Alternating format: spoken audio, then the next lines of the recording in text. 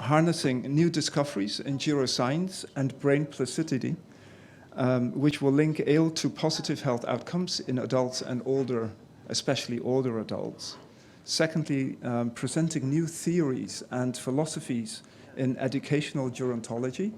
And thirdly, we'll be looking at presenting policies and programs on ALE, focusing on opportunities and challenges for older people.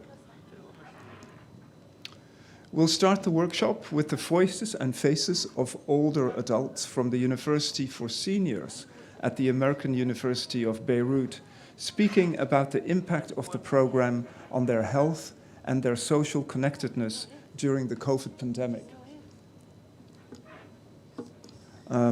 After the video, I'll present in brief the UN Decade of Healthy Aging, focusing on the link between ALE and health and well-being of older adults and SDG 3 and SDG 4 as it appears in the decade. And this will be followed by two panels, one looking into the science and the second one looking into the practice. For the first session, focusing on the science, we'll have the following speakers: Professor Annabelle Chen-Sheng Singh, Dr. Macarena Sanchez-Izquierdo, and Dr. Hani Hashem. And for the second panel, looking into the practice, we'll have the following speakers: Professor Didier Jourdan, Ms. Christine O'Kelly, Dr. Mariana Santimaria, and Professor Tonik Maruatona. I'll introduce them in more detail as we go along. And if we have time, we'll also have some Q&A at the end. So we will start with a video about the voices of older learners from the University for Seniors at the American University of Beirut in Lebanon.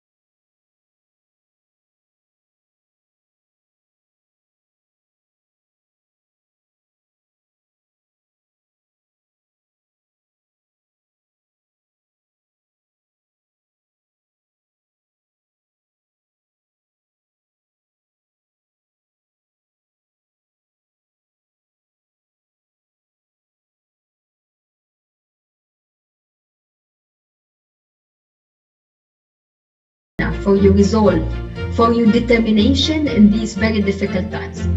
Thank you for being the agents of change, for changing the narrative.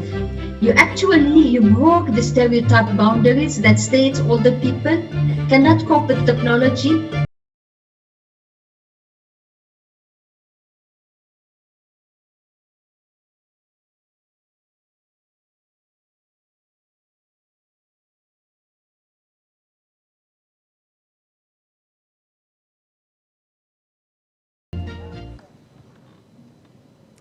So I'll kick off with a brief overview of the UN Decade. And this is a decade from 2021 till 2030. The UN Decade of Healthy Aging was endorsed by the World Health Assembly and the United Nations General Assembly in 2020 in light of the global population that is aging, which brings with it immense opportunities as well as challenges. The decade is a global collaboration that is bringing together diverse sectors and stakeholders, including governments, civil society, international organizations, professionals, academic institutions, the media, and the private sector. The decade's vision is a world in which all people can live long, healthy lives by addressing 4 areas for action. First of all, change how we think, feel, and act towards age and aging. ensure that communities foster the abilities of older people, deliver person-centered integrated care and primary health services responsive to older people, and provide access to long-term care for older people who need it. Now, how does the UN Decade define healthy aging? It defines it as the process of developing and maintaining the functional ability that enables well-being in older age. In turn, functional ability is about having the capabilities that enable all people to be and to do what they have reason to value. So there are 5 domains of functional ability for healthy aging, such as meeting basic needs like dressing themselves and eating, being mobile, building and maintaining relationships, and contributing to society.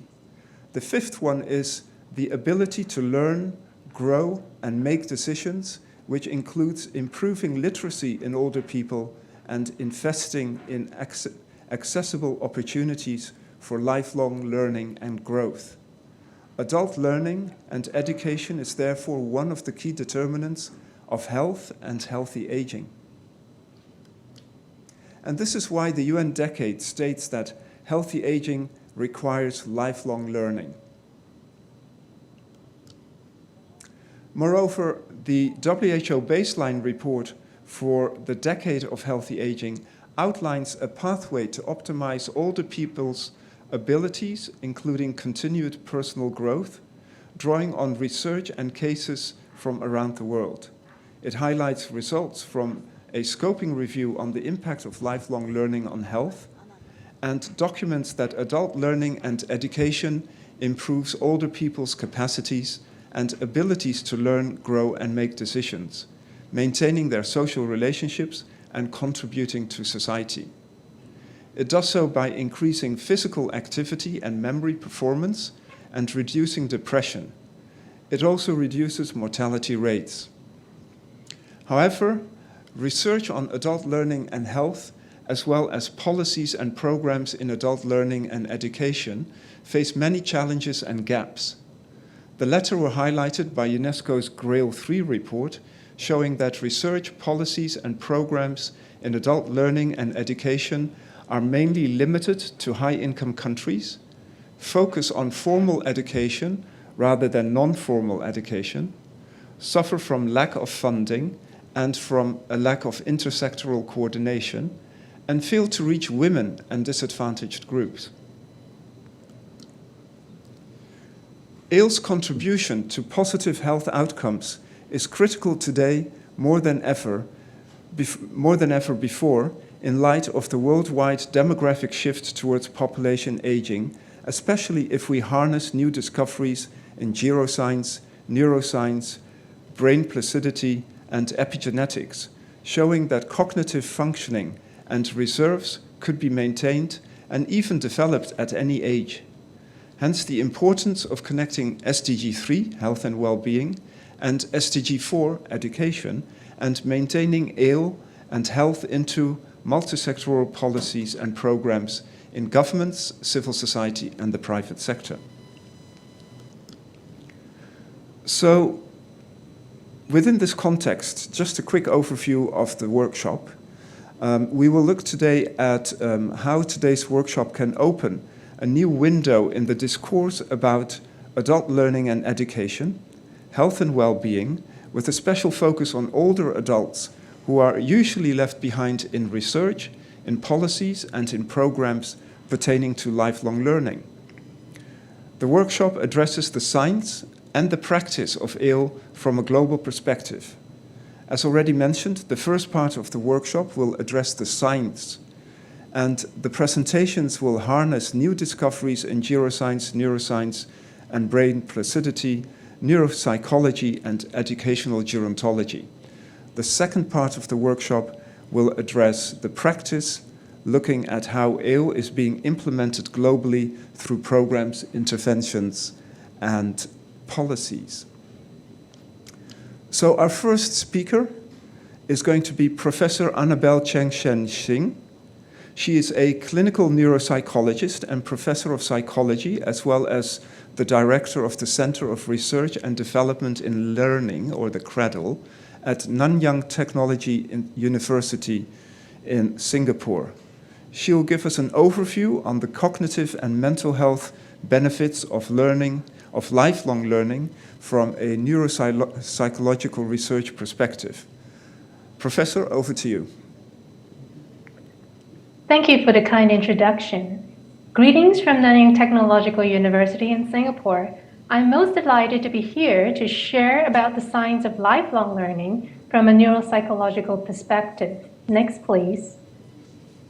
The science of lifelong learning encapsulates an individual's neurobiology, health and well-being, social emotional skills, and learning environment as seen here.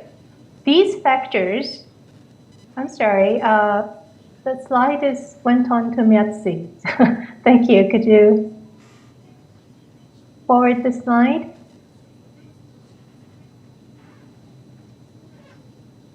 I'm not able to see the slide here.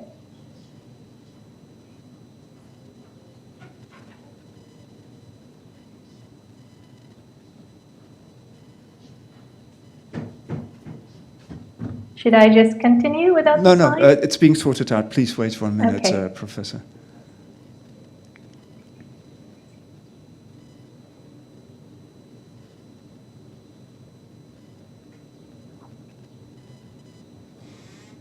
Okay, next, maybe to stay on to the previous slide.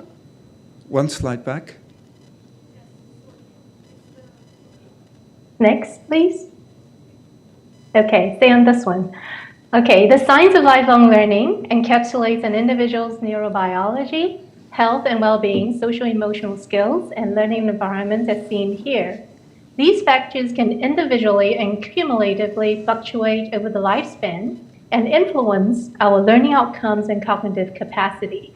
Knowledge of the bidirectional relationship between learning and well-being may open the door to a novel approach for lifelong learning research. Today, I'd like to share with you 3 things from neuropsychological research about how lifelong learning can have benefits for our cognition and well-being. First, what changes as we age in terms of cognition, brain structure, and function? Second, the concept of neuroplasticity. And lastly, cognitive and well-being benefits from lifelong learning. Next, please. We often complain that we are not as sharp or fast anymore as we get older. What changes in our cognitive performance as we age? Is it all downhill? This figure shows the distribution of our cognitive performance across people from different age groups ranging from 20s to 80s. The green, blue, and gray lines show decline in speed of processing, working memory, and long-term memory as we age. This group of cognitive functions are also known as fluid intelligence. However, our world knowledge represented by the yellow, orange, and red lines is preserved, which may even show some improvement in later years. These are known as crystallized intelligence. We also tend to get better at analytical thinking and problem solving, especially when we reach middle to older age. So while we are no longer fast and agile as we age, it is true that we do get older and wiser. Next, please. Our brain structure also changes as we age. A study measuring brain volumes across time in various brain regions show reduction in volume with age as brain structures, such as the caudate nucleus, which is involved in a variety of cognitive and emotional functions, the cerebellar hemispheres, which is our little brain that is largely involved in both physical and cognitive coordination, the lateral prefrontal cortex that are heavily involved with the cognitive functions, forming our fluid intelligence, and our hippocampus, which is mostly involved in learning and memory. However, there are also brain regions with minimal reduction or stable volume with age, such as our primary visual cortex involved in visual perception, and our entorhinal cortex that supports the hippocampus and is involved in learning, memory, navigation, and to some extent, emotions. Next, please. What about brain functions? Some of our functional MRI studies in our lab have shown memory changes in older adults represented by decrease in activity in the hippocampus and related brain regions. What's more interesting is that these regions in older brains activated more with increase of repetition, suggesting more practice is needed for older adults to learn. Another area is language. Here we show that there is a shift in reading pathways accompanied by slower reaction time in older adults, suggesting a decline in the efficiency of network connectivity. There are also age-related changes in the resting brain. Our brain continues to be active even when we are resting and not thinking about anything in particular. We can image the brain during this time and call it the brain in default mode. We see that some networks in blue increase in functional connectivity, while others in red decrease in connectivity with age.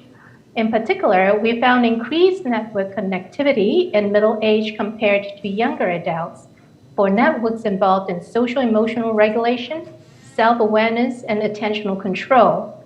This finding suggests that middle-aged adults may have better metacognitive control and regulation to execute ideas than younger adults. This could explain the fact that at middle age, we tend to have better ability to see the bigger picture and make better decisions in complex situations. Next, please. I've shared so far that our learning behavior is affected by brain function, structure, and cognition over the lifespan. One thing we cannot discount is the impact of the environment and culture on our learning behavior as well. In fact, these three factors of environment, behavior, and the brain interact together and shape our ability to learn. Research in neuroscience has shown that our brain can still be rewired as we age, but at a slower rate shown here by the purple pathway. This is known as neuroplasticity, which refers to the long-lasting changes in the brain makeup to support behavior. The decline in cognition is not uniform, and we have quite a lot of room still to flex our brain muscles, so to speak, as we age. This is known as flexibility, shown in the orange curve here, which is the capacity to optimize performance within the limits of our current functional supply of brain resources. This flexibility in behavior has been shown to peak into adulthood to middle age. Accumulating evidence from animal and human studies is showing that learning can boost neuroplasticity in the aging brain. Learning is like exercise for the brain to stimulate neurogenesis in the hippocampus, important for memory, and cerebellum, which is important for motor skill acquisition. Education and learning can harness the mechanism of neuroplasticity and are associated with protective factors or the development of cognitive resilience against cognitive decline and enhanced well-being. Next, please. Indeed, neuropsychological research is increasingly showing evidence for lifelong learning to be associated with better cognitive, mental, and physical well-being. Continuous learning from young have consistently shown two factors to be protective of our cognitive health. First, cognitive reserve. That is our ability to make flexible and efficient use of available brain reserve to optimize our task performance in the face of decline due to aging. Research have reliably shown that higher cognitive reserve is positively associated with more education.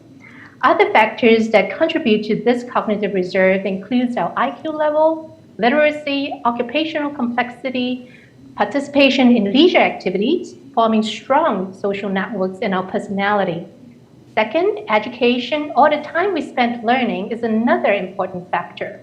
Our research has shown that education is associated with greater brain activity and better performance even in the face of loss in brain cells.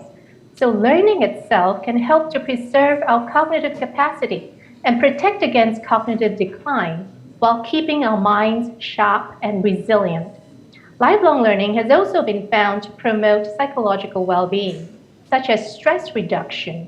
Professor Mayer and his colleagues found that learning something new in the workplace helps to reduce stress, and it worked better than relaxation alone. Another study related to learning from the University of Sussex reported that reading as little as 6 minutes a day can reduce stress levels.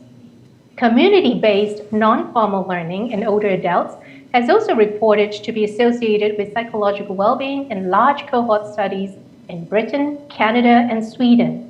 In addition, a study with the Norwegian Hunt cohort consisting of more than 50,000 individuals found that spending longer time in learning and higher education attainment have a protective effect against anxiety and depression, and this effect accumulates throughout life. From population health studies, we know that education has an enduring, consistent, and growing effect on health, and it is a powerful determinant of health and longevity. Most importantly, it is found that this effect of education increases with increasing years of education, suggesting the potential benefits of lifelong learning for our health and well-being. Next, please. In this short presentation, I hope to have impressed upon you with neuropsychological research that though we do experience cognitive decline in aging, our brain is plastic throughout our lifespan.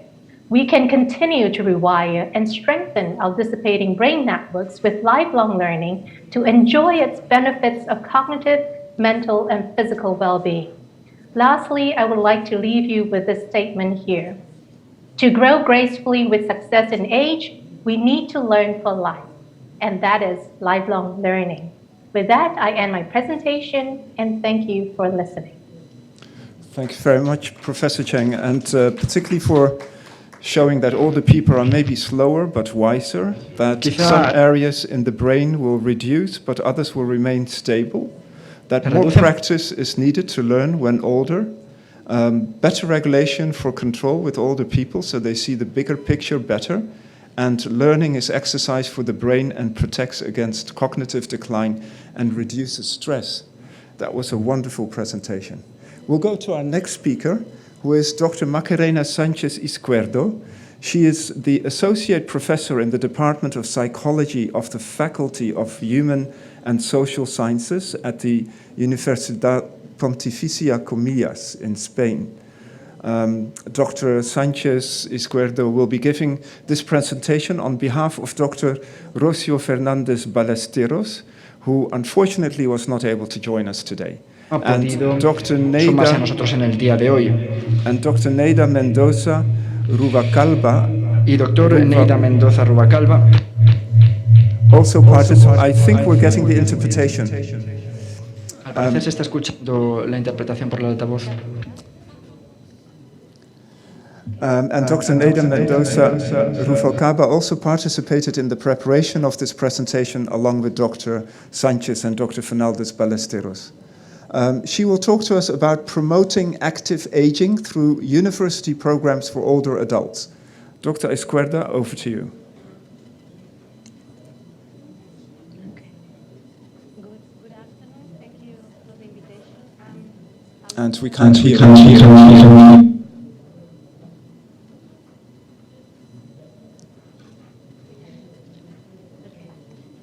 Sorry, Dr. Macarena, just 1 minute. There's too much feedback here.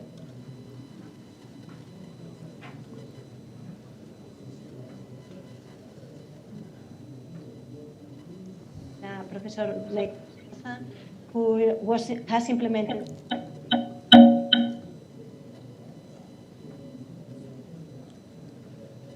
Can we ask her to start again? And we can't hear her.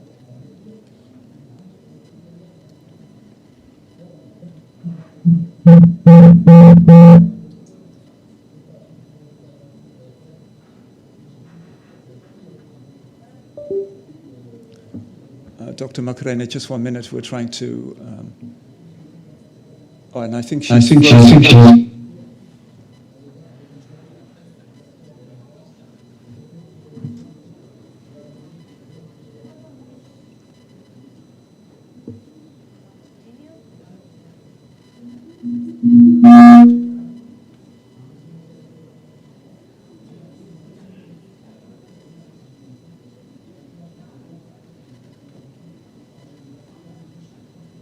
Professor Fernández Ballesteros is the creator of the Vital Aging Program. Well, when we see next slide. Underpinning the content of the Vital Aging Program is a four-domain model of aging well, whereby active aging is defined as the lifelong adaptation process of maximizing health and independence, physical and cognitive functioning, positive affect and control, and social engagement. This four-domain model of aging well has been tested through a structural equation modeling with data both from the cross-cultural project on lay definitions of aging well provided by older adults from 7 Latin American and 3 European countries, the figure up the right, and from the LEA research project, which is the longitudinal study of active aging, the figure on the lower right. Next, please.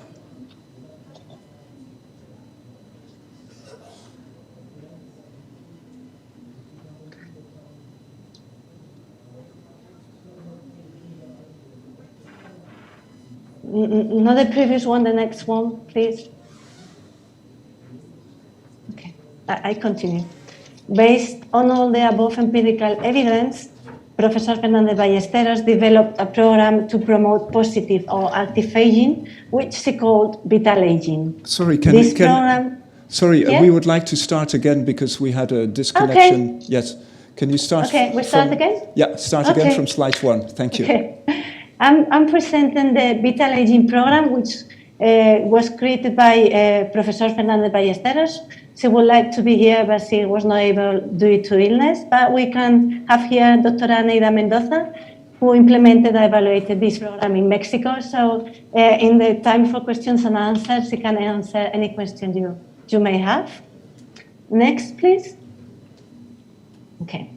Underpinning the content of the Vital Aging program is a 4-domain model of aging well, whereby active aging is defined as the lifelong adaptation process of maximizing health and independence, physical and cognitive functioning, positive active affect and control, and social engagement. This 4-domain model of aging well has been tested through a structural equation modeling with data both from the cross-cultural project on lay definitions of aging well, provided by older adults from 7 Latin American and 3 European countries, the figure on the upper right, and from the LEA research project, the longitudinal study of aging, of active aging, which is the figure on the lower right. Next, please. Based on all the above empirical evidence, Professor Fernández Ballesteros developed a program to promote positive and active aging, which he called Vital Aging. This program was originally conceived as a face-to-face program at the Autonomous University of Madrid in Spain, and was also published as a self-administration text. Subsequently, it was elaborated as a multimedia program in different versions: Vital Aging L, M, E, Index and Add, which is an open course. And all these are multidimensional courses based on the same 4-domain model of active aging. Next, please. Sample characteristics of 5 studies. All participants were over 55 years old. Next, please. Regarding Vital Aging M versus Vital Aging L, in general, the results clearly show an effect of the program on the behavioral indicators evaluated. When comparing the pre- and post-test measures in the experimental groups, change the following variables are observed: opinions about themselves and aging. They also have a higher frequency of cultural, intellectual, affective, and social activities than before the beginning of the course. The community group performs significantly more physical exercise. The resident group does not modify this variable, but this seems to be coherent with the boarding regime that they have. The community group significantly improves the diet, but the resident group does not, probably because of the control that they have in a residential regime. And the community group also shows an improvement in their satisfaction with life. No significant difference were found in either of these experimental groups in health or social relationships. Also, the results show an effect of the program both in its face-to-face and multimedia formats on the various behavioral indicators evaluated. Changes were observed in the experimental groups in the frequency of activity, in the control of group food, in the frequency and intensity of physical activity, and on opinions about old age and related topics, and above all, in life satisfaction. In addition, there is no variation of the mean levels of the control group in the pre-post measurement. Next, please. The analysis of covariance performed to evaluate the effectiveness of the Vital Aging M program revealed a number of significant differences between the mean scores of the treatment and the control group post-intervention.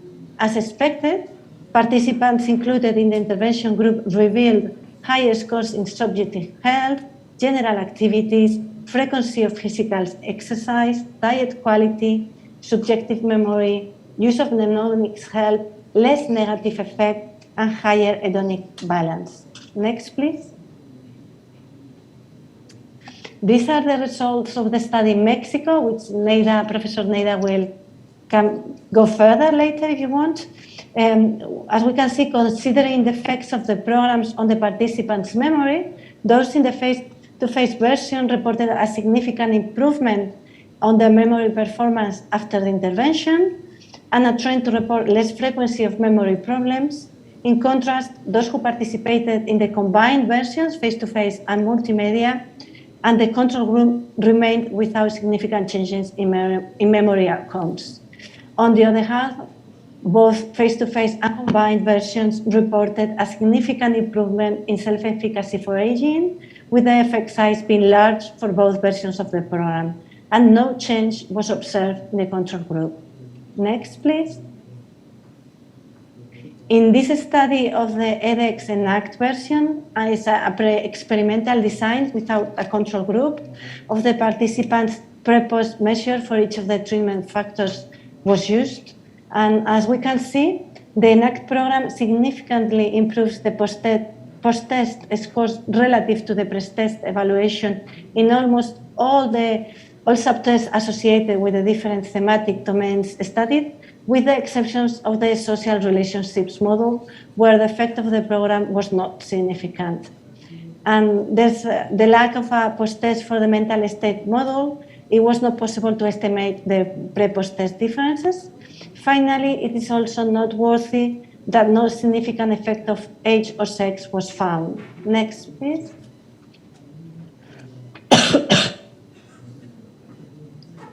Therefore, we can conclude that the Vital Aging program manages to promote attributions, concepts, and knowledge in favor of a more positive attitude towards old age and the future. In other words, people who have gone through the program significantly have a better view of aging, consider themselves more effective in coping with old age, and have more positive views about themselves. Participation in the program also achieves positive behavioral changes in general activities, like recreational, intellectual, etc., as well as in the adoption of healthier and more beneficial habits for the person. Participants also reported significant higher frequency of cultural, intellectual, and social activities than the control group, and had better views about aging, satisfaction, and with social relationships, a better self-efficacy for aging, and this is close to have a good health in aging. Positive effects are also increased by improving the balance between positive and negative effects. That means that these people are happier, and it gets more involved in the way they age. In conclusion, people who participate in the Vital Aging program increases their quality of life and well-being. Next, please. And thank you. Thank you very much, Dr. Sanchez-Izquierdo, and particularly for showing how vital aging can really improve health and well-being for older people. Our next speaker is going to be Mr. Hani Hashem. He's a doctoral candidate in education at Örebro University in Sweden. He'll speak to us about a late modern rationale for the education of older people, with a special focus on the agency and reflexivity of older learners. Mr. Hashem, over to you. Thank you. Good evening, everyone. My name is Hani Hashem. I'm a final year PhD candidate in education with a focus on older adult education, or it's also known as educational gerontology. I'm very honored to be with you today and would like to seize the opportunity to promote an agency-based rationale for older adult education, a rationale that focuses on older learners and frequently comes to their healthy and aging. In this presentation, I highlight a strong but intricate I define the ability to intervene in the world with the goal of influencing a specific process. Sorry, Hani, can you stop for 1 minute? We have a sound problem. We have a sound problem in the room for the interpreters as well. 1 minute while we sort it out.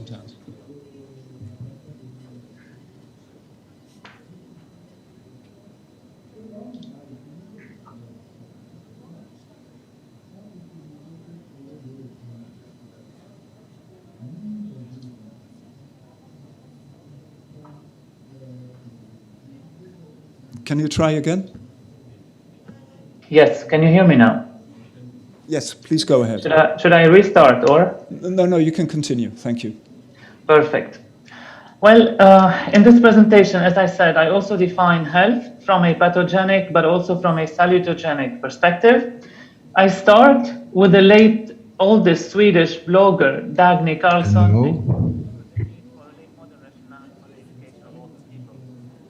Sorry, 1 minute, please.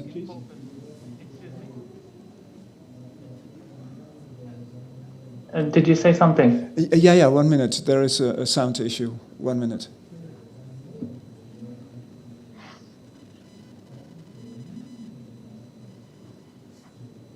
Yep, please go ahead.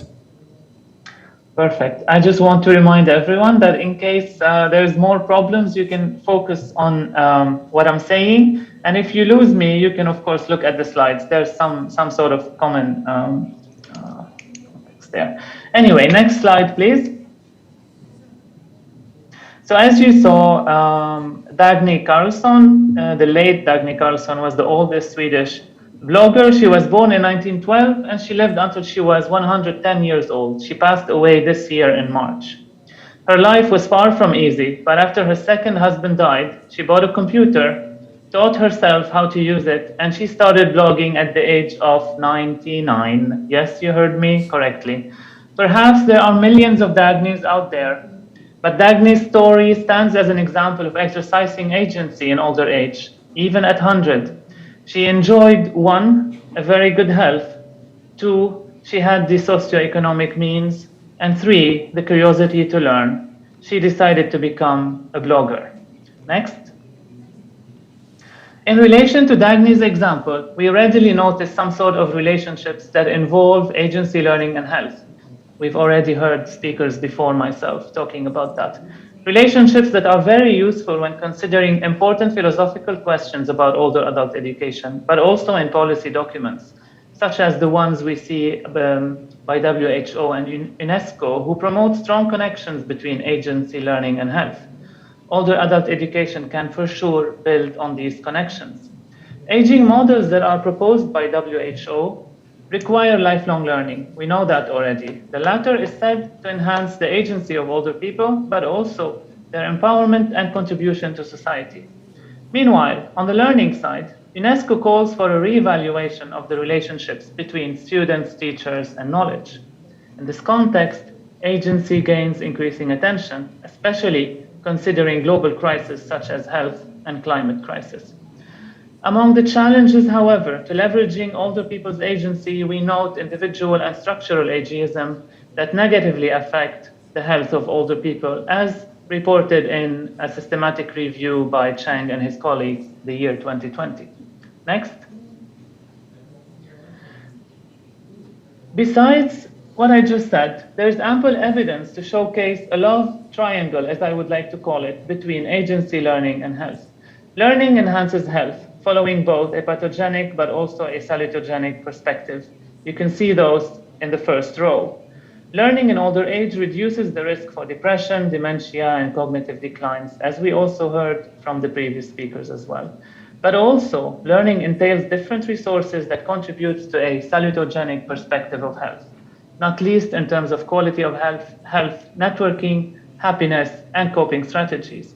These are outcomes that are readily observable in the very rich literature on the benefits of learning in older age, as can be seen in the second row. These benefits fall under Gerd Biesta's 3 functional domains of education: socialization, subjectification, but also qualification. Next slide, please. But apart from Dagny Carlsson illustrative example and the evidence I presented here, and the ones we heard from previous speakers. Agency, learning, and health are further linked in an evaluation of the Canadian social movement learning of Raging Grannies. There, the authors show that informal lifelong learning and social activism enhance the agency of older women, empower them, and boost their health as well. After all, empowerment outcomes are positively related to mental and physical health. That is why, to maximize the health benefits of learning in older age, education must focus on promoting the agency of older people. It should allow that to happen and should allow them to self-actualize and emancipate themselves, but also to strive in the face of also global crisis. Next.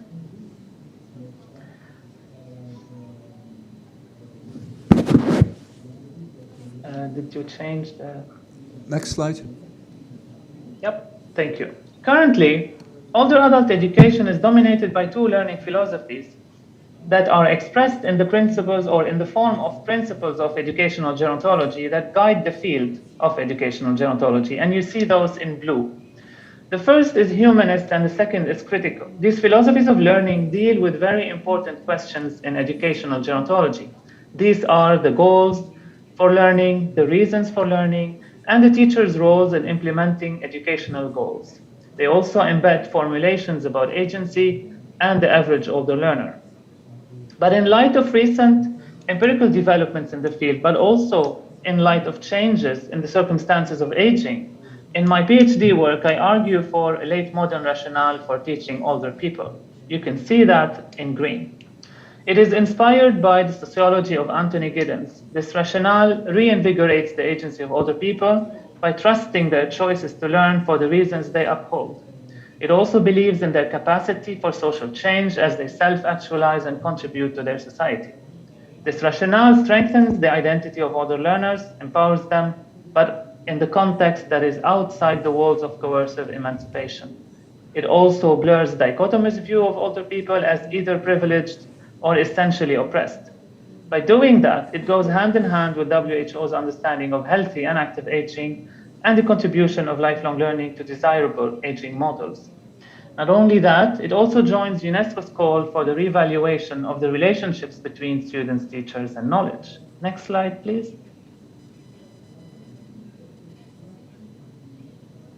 Next slide, thank you. In today's context, and perhaps in the near future, strengthening the agency of older people is one of older adult education's main tasks. This task includes providing structural frameworks that enhance the agency of older people and allows them to drive their own life in the direction they want. Looking for agency in current learning philosophies, we stumble on two important issues, which you can see in red. The humanist ideas about agency give little regards to the limiting effects of structures, as if agency occurs in a social vacuum. More so, the critical ideas about agency are dominated by a strong structural determinism and can only see the limiting effects of these structures. Additionally, critical ideas underestimate the agency of learners and conceive of them as complacent or, to a large extent, ideologically confused. In green, we see that Giddens' sociology inspires a late modern rationale that conceives of older people as knowledgeable and resilient individuals who are capable of social change as they reproduce social structures. This view of agency is optimal in a context of equilibrium between rights and responsibilities for older people, a formula that is for sure needed to address imminent global challenges. Next slide, please. In her latest work, Alexandra Widnall reminds us of imminent tasks for older adult education in dealing with the challenges and opportunities of older age. According to her, listening to the voices of older people is crucial. In the context of risk societies where the personal and the global intersect, reflexivity must be at the heart of a late modern rationale for educating older people. They soon enough will have to negotiate new positions and social roles in societies. But to facilitate such transitions, education could rely on Giddens' concept of life politics. It allows learners self-discovery in connection to societal and global scopes. But it also redefines emancipation as an act of towards rather than an act of away from. In this context, education promotes self and social questioning, but steers away from imposing revolutionary praxis on older learners. Next slide, please. At the end, I want to wrap up my presentation by convoking the works of the French philosopher Jacques Rancière's, especially his ideas on emancipation and education. We understand from his Ignorant Schoolmaster book that emancipation is not an outcome to learning as much as it is a starting point. Bringing agency back and framing older people as agents of change has for sure significant health effects that are yet to be fully explored. Effects that will become even more evident as the agency of older learners is enhanced in an age-friendly world. Thank you so much. Thank you very much, Hani Hashem, and for highlighting what you called the love triangle between agency, lifelong learning, and health, as well as looking at the humanist idea and the critical idea and how you came from that to actually a late modern rationale. This concludes the science section of the workshop, and we will now move to the practice session. And our first speaker is going to be Professor Didier Jourdan. Professor Jourdan is the chairholder of the UNESCO Chair, Global Health and Education, and head of the WHO Collaborating Center for Research in Education and Health.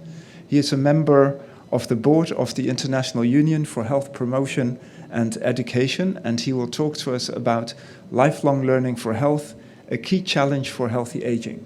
Professor, over to you. Thank you very much. Thank you for your kind words of introduction.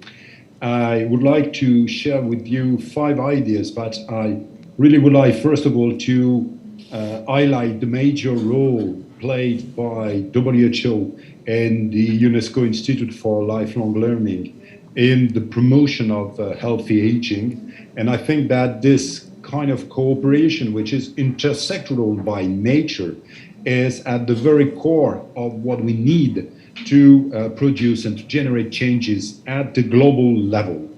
Clearly, in this second section of the workshop, which is oriented toward practices, I really would like to share with you a few ideas about the way in which we can create the conditions for lifelong learning for health with, as the key objective, healthy aging. Next slide, please. So 5 ideas to be shared. The first one is clearly in line with everything that has been said about the role of education in healthy aging. The second is to think from a very pragmatic, and again, we are talking about practices, policies, programs, implementation. Where do old people learn what they know about health? And to try to define what we would like to promote in the local policies, in the settings, and then to invite you, and this is also why it's important for us to contribute to this workshop, is to invite you to take part to the global dynamic that the UNESCO Institute for Lifelong Learning just launched a few months ago. Next slide, please.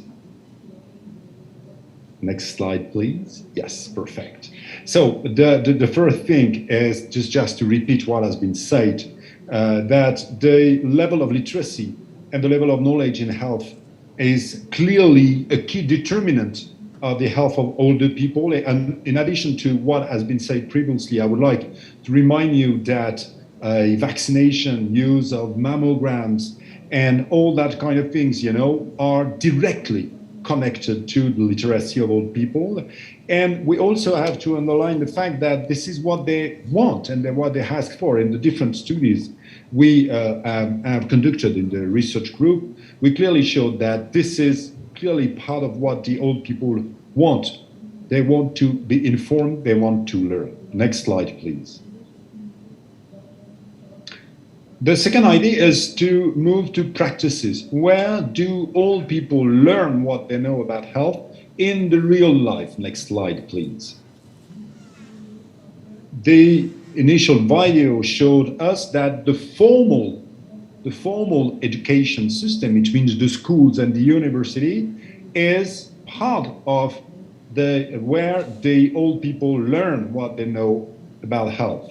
But of course, there's many other different settings, institutions, stakeholders who contribute to lifelong learning for health for old people. This is, of course, families, but also associations, also communities, faith communities, library, museums who are in the community involved in the lifelong learning for health of old people through the lens of the non-formal education. And of course, like all the other people, the media, the social networks when they are available, and also the primary care, the home health and care, the hospitals are settings where old people learn for health. So clearly what's important to have in mind that from a very concrete perspective from the field, we need to think about the learning for health of the old people through the lens of the formal system. This is what we saw at the beginning of the meeting with this fantastic example from Lebanon, from the non-formal system, especially associations and health setting, and informal system. The idea is clearly to be extremely concrete, how to create the conditions for learning for health and well-being for old people, and then this is through formal, non-formal, and informal learning settings. Next slide, please. So when we say lifelong learning for health for old people, what are we talking about? Next slide, please. It is extremely important to have in mind that it's not limited to technical, to instrumental knowledge. And this is what the previous speaker just said. We are talking about emancipation. We are talking about freedom and capacity for people to take the charge and responsibility of their life. And that's why we probably have to have in mind that when we are talking about lifelong learning for health, we are talking about two different, of course, interconnected dimensions. One is health literacy. This is the way in which we're going to enable people to protect and promote their individual health and that of their family. For example, capacity to understand advertisement, to be able to take medicines, to be able to understand what comes from the healthcare system. But this is only, I would say, one of the two dimensions. The second one, this is the citizenship for health. It means that providing the people with the knowledge, the skills, the capacities necessary for actively participating in decisions related to health and to contribute to make the communities, the places where they live, they setting that are promoting health. So the idea is probably that we need to have in mind that it's not only technical knowledge, for example, about the use of digital tools. It's also being able to understand the interaction between individual health and the community and contribute to build healthy environment. Next slide, please. And from a very practical point of view, and we are working in cities and in many settings, we are talking about complicated things, and we need to help people. The people, this is the decision makers, but also the civil society and the citizens. How could you make clear what we are talking about? And the idea is probably to try to build coherence within this big domain of lifelong learning for health. And the idea is to build the health learning pathway. It is a lifelong process, and the lifelong learning pathway for whole serve as the mechanisms and process through which the lifelong learning for health policy is actualized in a city, in the different settings, in long care settings, in home health and care for old people. And it involves the assessment of the existing material, financial and human resources, as well as the identification, mobilization and streamlining of potential resources to enact lifelong learning for health for old people. And of course, it has to be deeply rooted in the local policies. So when we are talking about lifelong learning for health, we need to find a way to make it clear, visible, understandable, coherent. And this is why in many cities worldwide, people are trying to implement lifelong learning for health. Next slide, please. Many settings, of course, have to play a role, but our data shows that the local determinants of health are, of course, critical. And cities, next slide, please, could be considered as having a key role in the promotion of lifelong learning. since cities all over the world, and as it has been said in the introduction, we miss data from cities from the global south and low-income countries. But we need to move forward in developing the capacities for the cities to be leaders in lifelong learning for health, partners, collaborators, or at least hosts. Cities are at the epicenter of the health of the people, and then they have to play a key role in the promotion of lifelong learning for health. Next slide, please. And then to conclude, how to contribute in a very pragmatic, concrete way to support the cities and in general all the stakeholders in the promotion of lifelong learning for health for old people. Next slide, please. The UNESCO Institute for Lifelong Learning, in collaboration with the UNESCO Chair and WHO Collaborating Center in Global Health and Education, has launched a global co-creation process to build resources to support the cities in the view of implementing a lifelong learning for health policy. You are invited to join this collaborative work. Again, this is pragmatic. This is creating the condition for cities to promote lifelong learning for health. And in Marrakesh, and I'm sorry, I'm not able to be here, but the mayor of Yeonsu or Alex Howell from UIL UNESCO are here if you want to talk with them. But do not hesitate to join by logging on the UNESCO UIL platform to contribute to this global endeavor to promote lifelong learning for health in cities. Thank you very much. Thank you very much, Professor Didier Jourdan, and for highlighting the link between illiteracy and lower use of health services, the need for learning through formal systems, but also non-formal and informal systems, the need to be empowered to take charge of their own health through health literacy and citizenship for health, and finally also the need for a health learning pathway and how cities are at the center of that. We will go to a tandem presentation now on the age-friendly university movement worldwide. And we'll first have Ms. Christine O'Kelly speaking to us, followed by Dr. Mariana Santimaria, who will give an example from Brazil. We'll start with Ms. Christine O'Kelly, who is the Age-Friendly Universal Global Network Coordinator based in Dublin City University in Ireland. Ms. Kelly, over to you.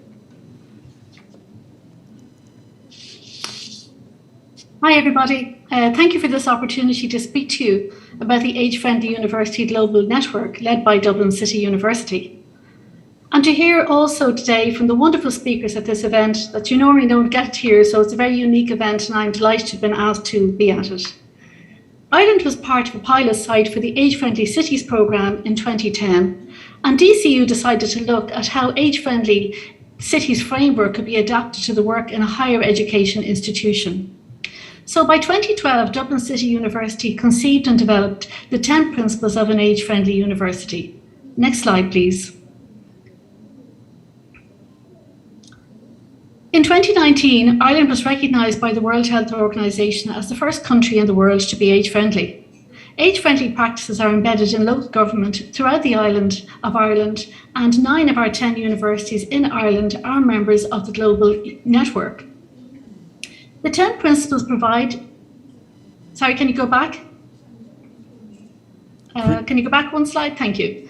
The 10 principles provide a generic framework for higher education to coalesce their work on ageing by providing opportunities to engage in education, research, wellness, and cultural and social opportunities.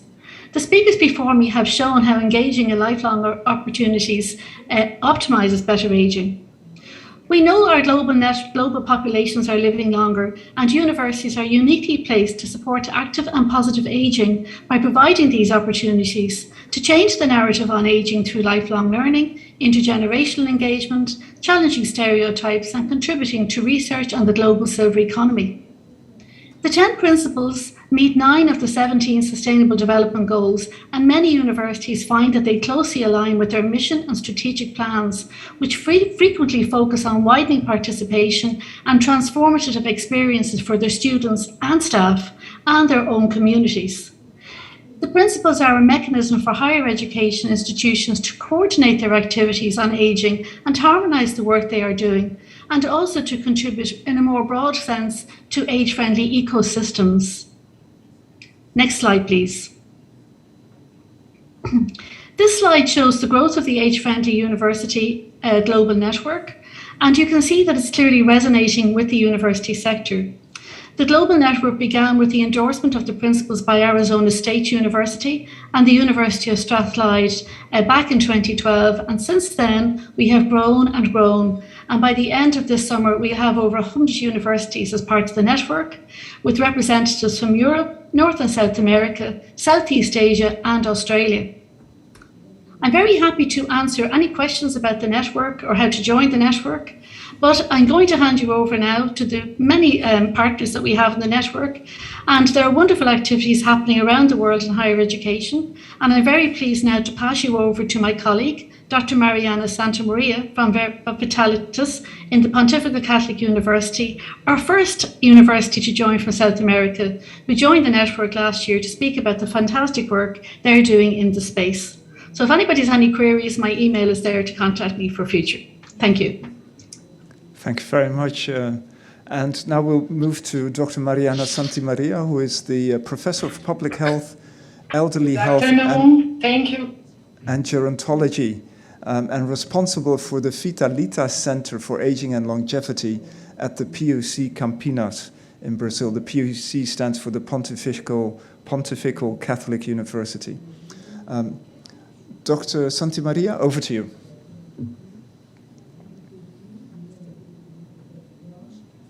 Thank you so much. I'm Carlos Pisolato, and I'll speak on behalf of Mariana. And our presentation is about Vitalitas Experience, the Center for Aging and Longevity of the Pontifical University of Campinas, Brazil. Next, please. The question we were asked when we were invited to participate in this workshop was, how can the activities of an age-friendly university positively impact the health and well-being of older adults? We start from the idea of an expanded concept of health, and we see well-being as a component that primarily involves health, social relationships, social integration, and a sense of the meaning of existence. To begin to answer this question, we'll talk about our history and then about our actions. Vitalitas, the Center for Aging and Longevity at the Pontifical Catholic University of Campinas, was established in 2020 as a way to meet the longevity axis of the institutional strategic plan. PUC Campinas was recognized by AFU Global Network as the first age-friendly university in South America. The actions that meet the 10 principles of the age-friendly university are concentrated today in Vitalitas. Our role is to develop external and internal partnerships and to articulate the development of projects that involve undergraduate, extension, and research areas of the university. Next slide, please. The planning and development of the activities of Vitalitas are guided by the main documents presented by the World Health Organization, which presents us with structural references for the decisive moment in which we're living. The moment to act as a society and contribute to active and healthy aging. We believe that stimulating intergenerational relationships, expanding knowledge on the subject of aging and longevity are ways to awaken the community to the challenges brought by population aging, reduce ageism, and foster transformation actions that have a significant impact on the next generations, contributing to a more fair and more equal society for all. Next slide, please. Vitalitas started its first activity directed to the older public in 2020 with the online Christmas gift workshop as a way to offer digital literacy and increase the knowledge of this public for the use of social networks. This way, they could maintain virtual contact during the period of Christmas celebrations at a time when there were express recommendations for social distancing due to the COVID-19 pandemics. These results had a positive impact on the older adults, minimizing feelings of isolation. We also observed that the workshop could offer much more than just digital literacy. Next slide, please. Currently, 9 workshops are offered that address different themes, and we have a total of 649 registered older adults. We have a higher proportion of adults between 65 and 75 years old, which accounts for 48% of the public, and with a higher level of education. To contribute to the expansion of a number of workshops offered and strengthen intergenerational relations, Vitalita has started a permanent program for training undergraduate students as age-friendly volunteers so that they can contribute during the activities. In parallel, we support the global campaign to combat ageism. Next slide, please. The question we were asked for this workshop was, how can our activities positively impact the health and well-being of older adults? Our answer, after 2 years of continuous work, is that we still have a long way to go. And we are aware that we have only preliminary numerical data so far, but we have significant experiences and feedback that encourage us to move forward. We can help provide guidance on healthy behaviors in aging, encourage lifestyle changes, and maintenance of functional capacity, and stimulate social participation, a sense of accomplishment and belonging by bringing people with similar needs together. It is possible, next slide please. It is possible to positively impact the health and well-being of older people, especially in the community in which we live. We go forward with the commitment that an age-friendly university is a university that is friendly to all. Next and last slide, please. And here we have 2 testimonials from Marcia Carvalho and one from Jaime Zoppi. Next slide, please. Thank you very much. Thank you very much. Thank you very much for these 2 presentations linking to each other and looking at the 10 principles of an age-friendly university and how that was implemented in Brazil, and looking at how a variety of activities could lead to better health benefits, more motivation to perform daily routines, and higher levels of social participation. We will now go to our final presenter, and that is going to be Professor Tonik Maruatona. And he is the Professor of Adult Learning in the Department of Lifelong Learning and Community Development, as well as the Deputy Dean of the Faculty of Education at the University of Botswana. And Professor Maruatona will speak to us on lifelong learning policies, challenges and prospects from African countries. Professor Maruatona, over to you.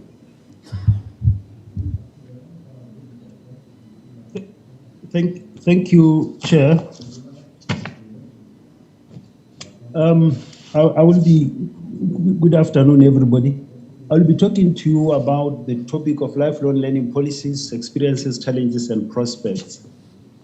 The emphasis really is on trying to show that there are lifelong learning policies on the continent that demonstrate its concern with lifelong learning and affording everybody the opportunity to learn from cradle to grave. And that there is need for the continent to have a vision for a continental sustainable development agenda. So as a result, all the 5 regions on the continent endorse lifelong learning as a strategy to drive the continent towards the attainment of its Agenda 2063, the Africa we want. So as a result, African countries participate in these UNESCO-organized CONFINTEA conferences like the one we are in today, and basically try by all means to implement the agendas, declarations, and frameworks, such as the one that is going to be generated from this particular encounter. So member nations tended to develop roadmaps and action frameworks to deliver such recommendations in spite of the challenges that they face. So we want to underline the fact that lifelong learning and adult learning improves personal and cultural socioeconomic conditions of citizens. And so it enables individuals to self-actualize and deliver on their desires and livelihoods. So nations participate in conferences such as this one in order to see what they can do to customize and domesticate the recommendations that are made. Next slide, please. Next slide.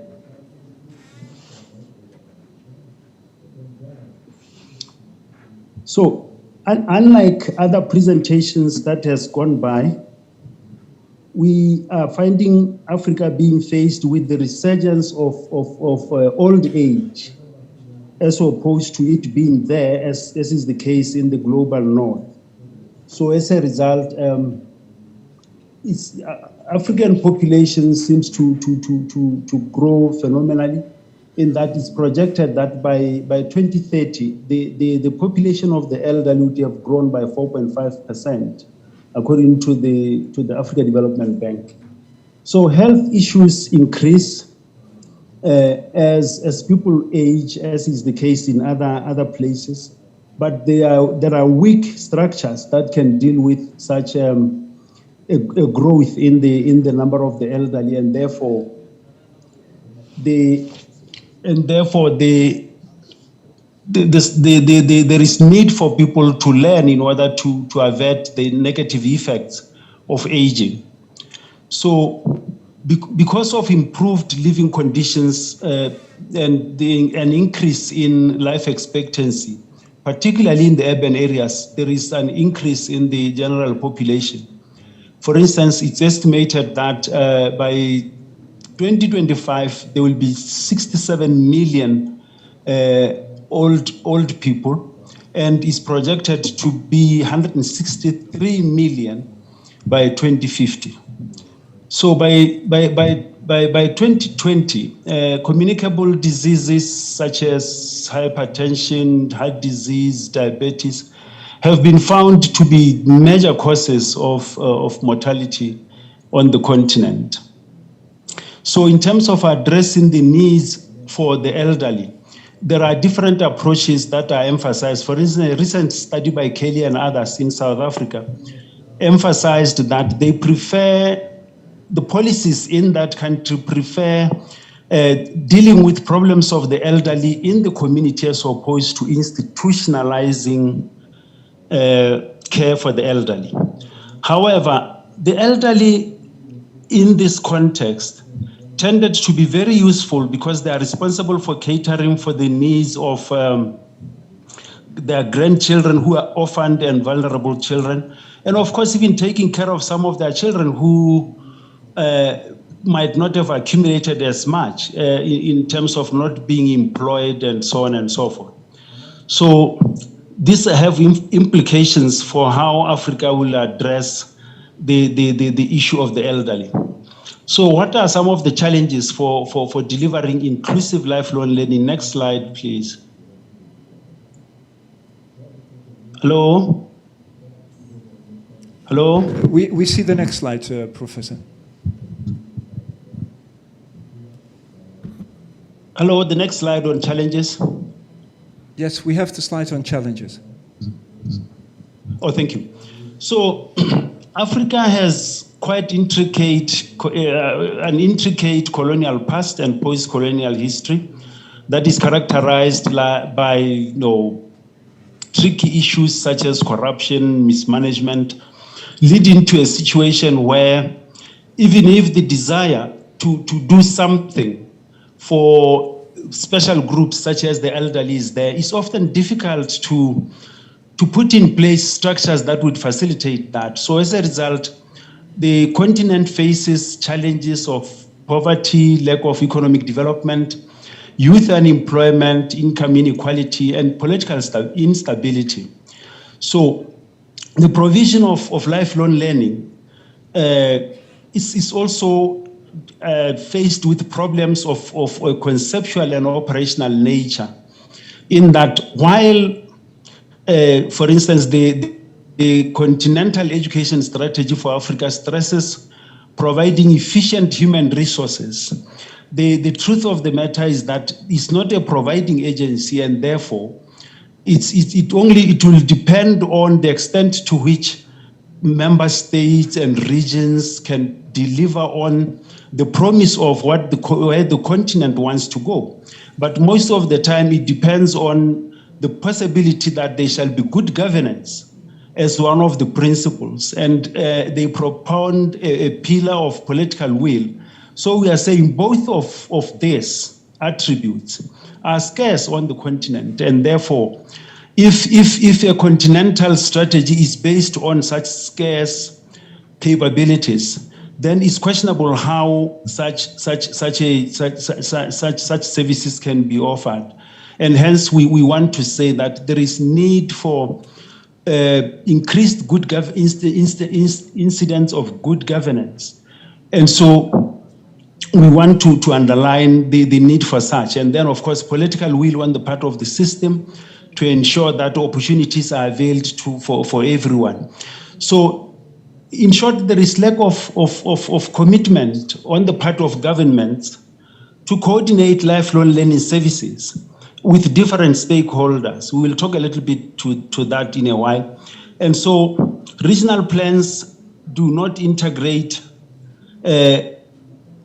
sustainable development goals in ways that would use SDG 4 as a means to foreground the attainment of health, for instance. It's just been shown here through the previous presentation that there is need for the interplay and integration of what lifelong learning is doing with the potential to deliver community-based health services. But such are scarce because most of the time the integration is not clearly demonstrated. We'll see a country developing an SDG 4 framework and not showing very clearly how such relates to SDG 3. And these are the challenges that the continent faces. Next slide, please.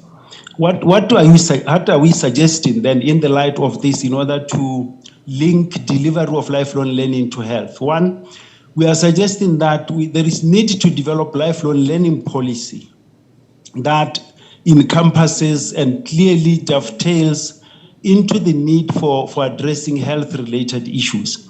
Most African governments, as we said, endorse lifelong learning as a principle.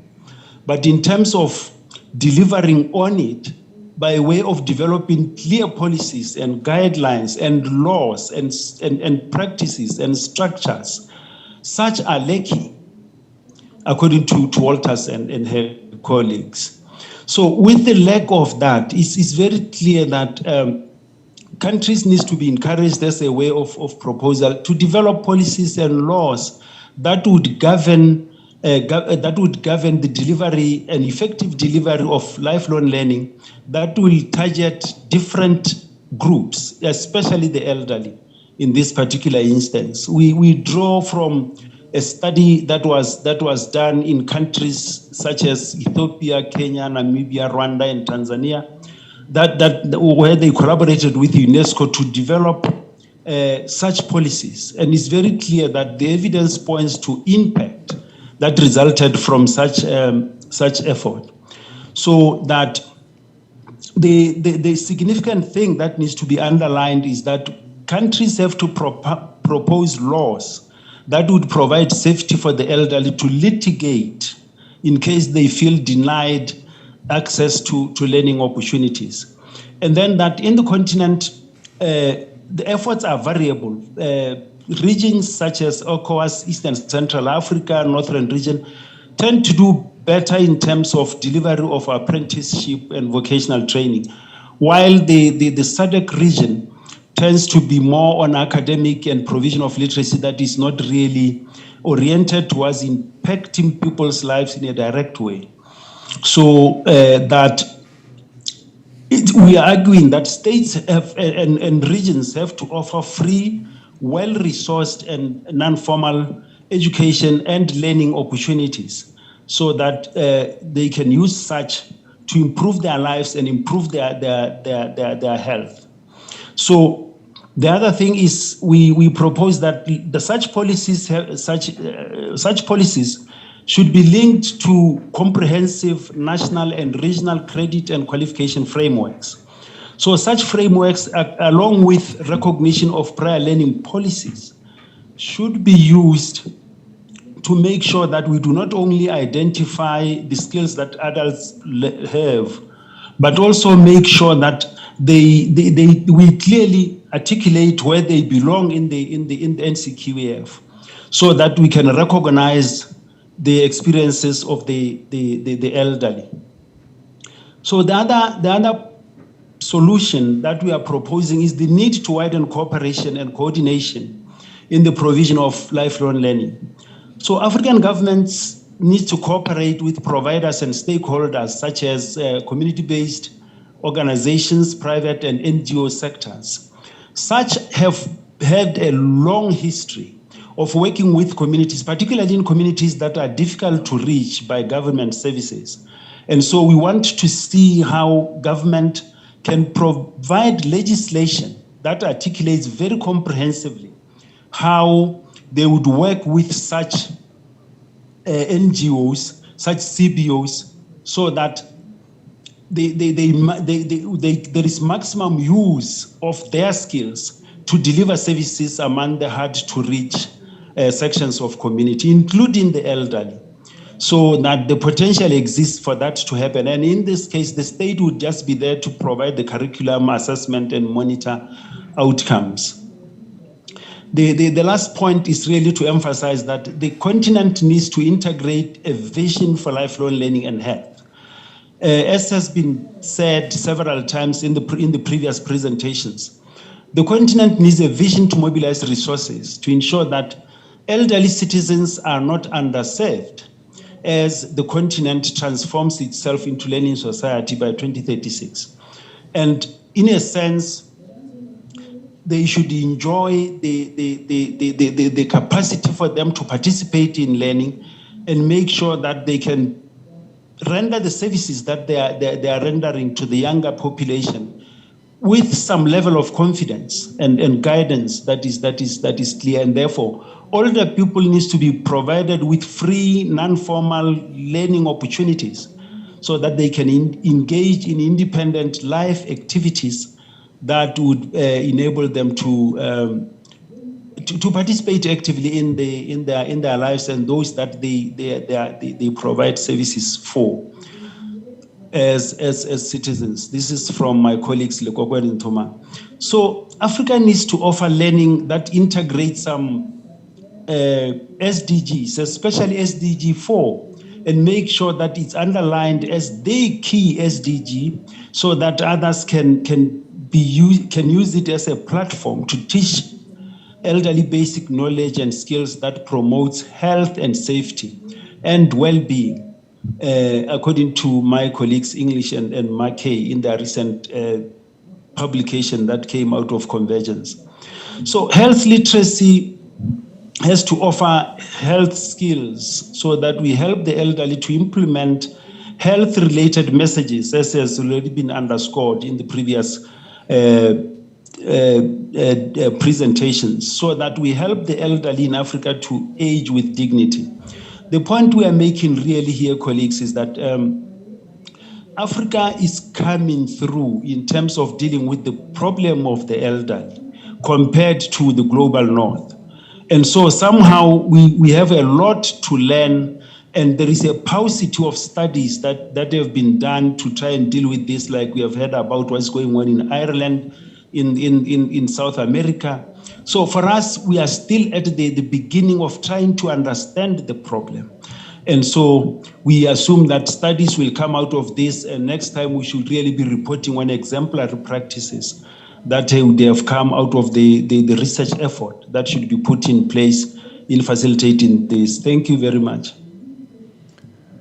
Thank you very much, Professor Maruatona, and for highlighting particularly a regional approach to this, and particularly how it links to the AU Agenda 2063, how lifelong learning improves personal, cultural, social, and economic conditions of citizens, but also framing it within a political context and the need for commitments from governments to develop policies, laws, but also allocate resources. And I think that brings us to the end of this event. I think the workshop's message is relevant to people in all places and is one of hope that adults, and in particular older adults, have the opportunity to harness the benefits of adult learning and education or ill on their health and well-being. I want to thank on behalf of WHO as well as on behalf of UNESCO all the presenters for their presentations and valuable contributions. And I want to thank everyone here for attending this event as well as those online. Thank you very much.